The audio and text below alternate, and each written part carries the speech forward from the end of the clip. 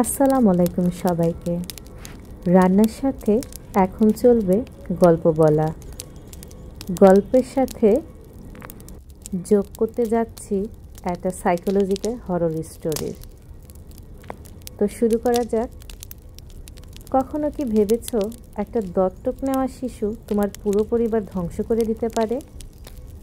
তুমি তাকে ভালোবাসবে, আদর করবে, কিন্তু সে তোমার চোখের সামনেই বুনবে এক ভয়ানক জাল। সে শিশু নয়, সে কিন্তু একটা প্রাপ্তবয়স্ক খুনি। তার নাম এস্থার। কেট এবং জন এক মধ্যবিত্ত ভালোবাসায় ভরা দম্পতি। তাদের 3 সন্তানের মধ্যে একটিকে গর্ভকালেই হারিয়েছে কেট। সে এখনও দুঃখ স্বপ্ন দেখে, বাচ্চার মৃতদেহ, রক্তে ভেজা ঘর। এই শোক ভুলতে তারা সিদ্ধান্ত নেয় একটি এতিম মেয়েকে দত্তক নেবে। নিজেদের ছেলে ড্যানিয়েল আর বধির কন্যা ম্যাক্সের সঙ্গী হবে সে। তারা যায় এক এতিমখানায়, আর সেখানেই দেখা হয় একটা শান্ত, শিল্পপ্রিয়, অতি মার্জিত একটা মেয়ে, এস্থার। এস্থার প্রথম দিকে ছিল সবার প্রিয় নয়নের মণি। সে খুবই সুন্দর ছবি আঁকে, ম্যাক্সের সাথেও ভালো বন্ধুত্ব গড়ে তোলে, এমনকি কেটের সঙ্গেও বোঝাপড়াটা ভালো। কিন্তু ধীরে ধীরে কিছু অদ্ভুত আচরণ ধরা পড়ে। স্কুলে অন্যান্য বাচ্চাদের আঘাত করা, ড্যানিয়েলের ওপর হিংস্র আচরণ, ক্যাটের ব্যক্তিগত জিনিস ঘাটানো, এক মৃত সিস্টারের গল্প বলা। ক্যাট ভয় পেতে শুরু করে। এই মেয়েটা সাধারণ মেয়ে নয়, কিছু একটা গোপন করছে। এস্থার আস্তে আস্তে পুরো পরিবারকে আলাদা করতে শুরু করে। মনে হয় সে তার কন্ট্রোলে নিয়ে নিয়েছে। সে ম্যাক্সকে ভয় দেখিয়ে চুপ করিয়ে রাখে। ড্যানিয়েলের প্রিয় পোষা পাখিটিকে একসময় মেরেই ফেলে। এমনকি জনের প্রতি এক প্রকার বড়দের ভালোবাসা দেখাতে শুরু করে। একবার এস্থার একসাথে সেজে জনের কাছে আসে। লিপস্টিক, রিভেলিং ড্রেস, রোমান্টিক আচরণ। জন আতঙ্কিত হয়, কিন্তু বুঝে না কিভাবে রিয়্যাক্ট করবে। ক্যাট এখন প্রায় নিশ্চিত এস্থার ভয়ানক কিছু লুকিয়ে রাখছে। কি সেটা? ক্যাট শুরু করে অনুসন্ধান। এস্থারের আগেও 2টি পরিবারে ছিল, সেখানেও নাকি এমন দুর্ঘটনা অনেক ঘটেছিল। সে জানতে পারে এস্থার আদৌ শিশু নয়। তদন্তের মাধ্যমে বেরিয়ে আসে এস্থারের আসল পরিচয়। তার নাম কি? তার আসল নাম হচ্ছে লিনা ক্যালমার। বয়স 33 বছর। সে একটা বিরল রোগে আক্রান্ত, যার কারণে তার শারীরিক বৃদ্ধি একদমই হয়নি। অতীতে 7 জনকে খুন করেছে। এক পরিবারের বাবার প্রেমে পড়ে যখন প্রত্যাখ্যান পায়, পুরো পরিবারকে খুন করার সিদ্ধান্ত করে। এস্থার বুঝতে পারে ক্যাট এখন সব জানে। সে শুরু করে খুনের পরিকল্পনা। ম্যাক্সকে ট্রেনে ফেলে মারতে চায়। ড্যানিয়েলের ঘরে আগুন লাগিয়ে মেরে ফেলার চেষ্টা করে। তাকে হাসপাতালে পাঠায়। জন এখনও বোঝে না আসলে কি ঘটছে। সে এস্থারকে ক্যাটের কথার বিরুদ্ধে রক্ষা করে। একদিন ক্যাট যখন হাসপাতালে, তখন এস্থার সেজে আসে জনের কাছে, আবারও প্রলোভন দেখাতে। জন বুঝতে পারে এটা ভুল, কিন্তু খুব দেরি হয়ে গেছে। এস্থার জনকে ছুরি মেরে হত্যা করে। ক্যাট ছুটে আসে বাড়িতে।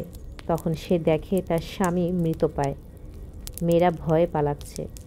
এক চরম উত্তেজনার মধ্যে ম্যাক্স ও ক্যাট ছুটে পালাতে থাকে এস্থারের হাত থেকে। এস্থার শেষবারের মতো ক্যাটকে বলে, আমি তোমার মেয়ের মতো নই, আমি তোমার চাইতে ভালো নারী। ক্যাট তার মুখে এক ঘুষি মেরে বরফে ফেলে দেয়। এস্থার আবার বলে, মা, আমাকে ধরো, আমি তোমার এস্থার। সে করুণা করে। ক্যাট তখন ধীরে ধীরে বলে, I am not your fucking mother, আর এস্থারকে বরফে ঠেলে ফেলে দেয়। সেইখানেই এস্থারের ভয়ঙ্কর জীবনের শেষ হয় আপাতত।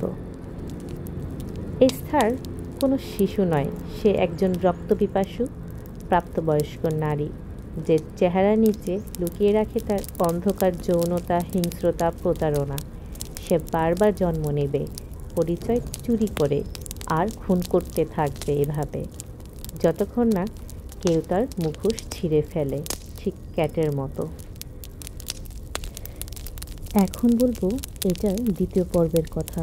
2022 সালে এটা প্রকাশিত হয়। চলুন শুরু করি। তুমি যখন কারো উপর ভরসা করো, ভাবো সে একটা ছোট বাচ্চা মেয়ে, কিন্তু সে যদি হয় 33 বছরের এক ঠান্ডা মাথার খুনি। আজকের গল্প একটা অসুস্থ শিশুর নয়, বরং এক ভয়ঙ্কর প্রতারক নারীর, যার প্রতিটি পা চলে হিসেব করে মৃত্যুর দিকে। হ্যাঁ, আমি দ্বিতীয় পর্বের কথাই বলছি।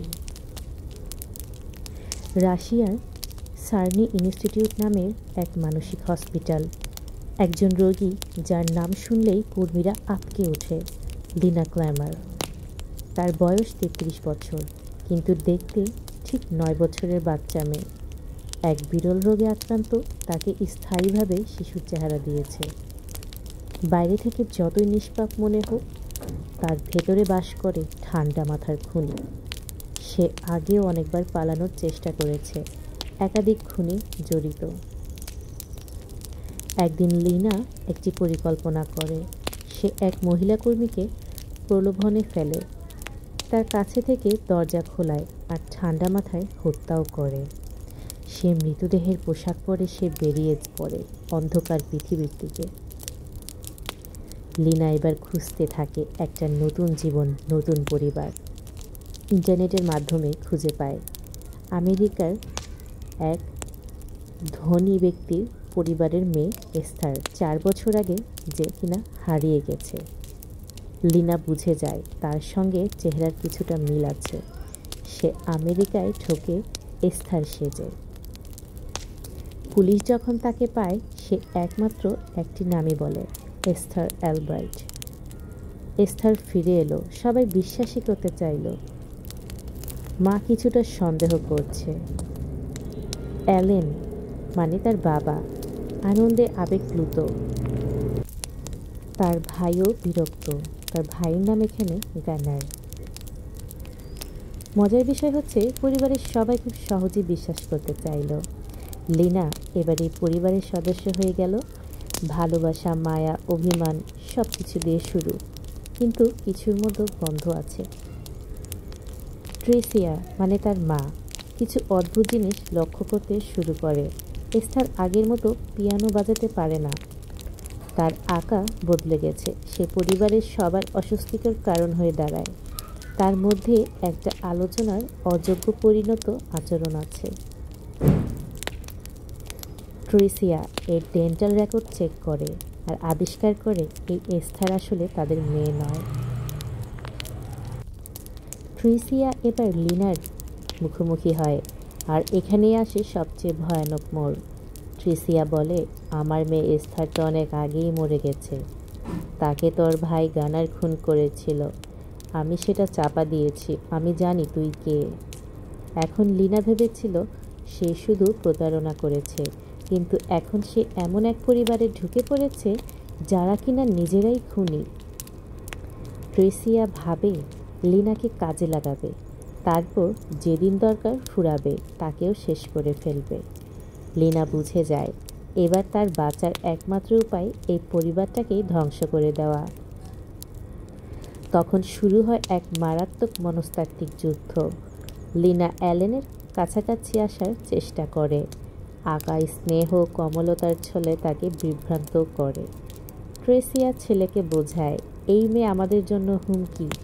লিনা বুঝে যায় এবার গানারকে সরাতে হবে। একদিন লিনা চুপি চুপি গিয়ে গানারকে হত্যাও করে, তারপর মৃতদেহ লুকিয়ে রাখে।